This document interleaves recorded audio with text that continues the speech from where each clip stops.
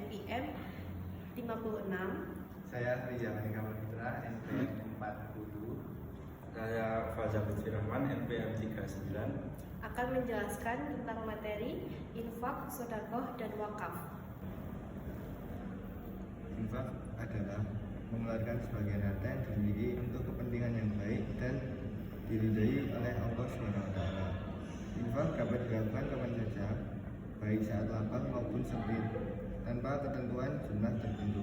Contohnya, memberikan uang kepada fakir miskin, menyumbangkan makanan atau sembako, membantu pembangunan dan operasional masjid, serta mendukung biaya pendidikan atau kegiatan sosial. Agar infak diterima sebagai ibadah, harta yang diberikan harus halal, dilakukan dengan niat ikhlas karena Allah SWT, dan disalurkan kepada pihak yang membutuhkan atau melalui lembaga yang terpercaya.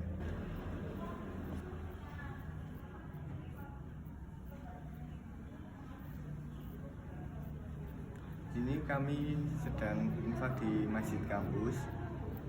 Jadi, seiring perkembangan teknologi, banyak masjid, lembaga amil zakat, dan yayasan sosial kini menyediakan kode QR sebagai sarana infak digital. Ini termasuk bentuk kemudahan dalam beribadah tanpa mengubah esensi hukum infak itu sendiri. Karena yang menjadi syarat sah adalah niat, ikhlas, dan harta yang halal. Infak gak harus banyak, yang penting ikhlas dan konsisten. Sedekah adalah pemberian yang dilakukan secara sukarela mengharapkan ridho dari Allah Subhanahu wa taala, baik berupa harta maupun non harta. Sedekah tidak terbatas pada uang ataupun barang, tetapi juga dapat berupa tenaga, ilmu, bantuan, nasihat, bahkan senyuman yang bermanfaat bagi orang lain.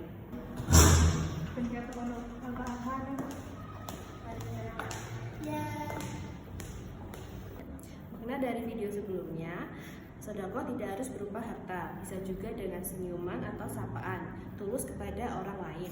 Itu juga bersifat sedekah di mata Allah Subhanahu wa taala. Dari hadis riwayat Tirmizi, senyummu kepada saudaramu adalah sedekah.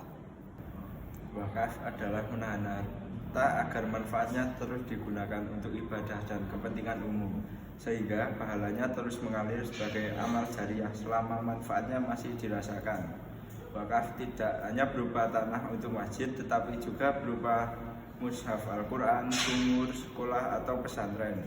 Agar wakaf sah, harus memenuhi rukun dan syarat, yaitu adanya wakif yang balik berakal dan pemilik harta sah, harta wakaf yang halal serta bermanfaat, penerima wakaf untuk tujuan yang dibenarkan syariat, dan ikrar wakaf yang jelas. Pelaksanaannya dilakukan dengan menentukan harta dan tujuan wakaf, mengucapkan ikrar, menyerahkan pengelolaan kepada nasir, melakukan pencatatan resmi, serta memastikan manfaat wakaf terus dirasakan oleh masyarakat.